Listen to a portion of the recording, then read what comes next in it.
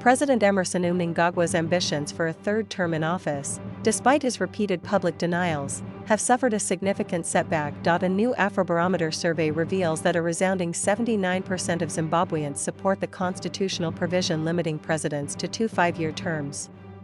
This strong opposition to amending the constitution to allow Mnangagwa to remain in power beyond 2028 directly contradicts the actions of a faction within the ruling ZANU-PF party actively working to extend his rule. The Afrobarometer survey, conducted by the Mass Public Opinion Institute between June 1 and 15, involved face-to-face interviews with 1,200 adult Zimbabwean citizens.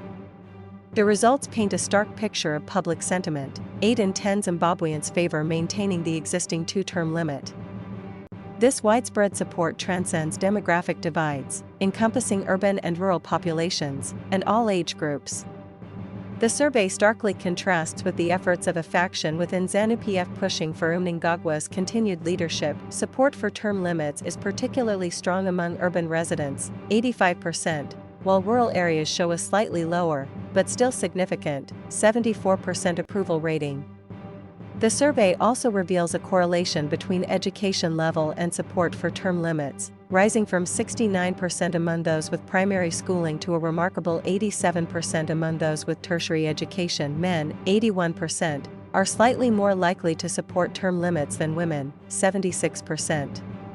Crucially, only 20% of respondents supported scrapping term limits, highlighting the depth of public opposition to any attempt to extend Mnangagwa's presidency.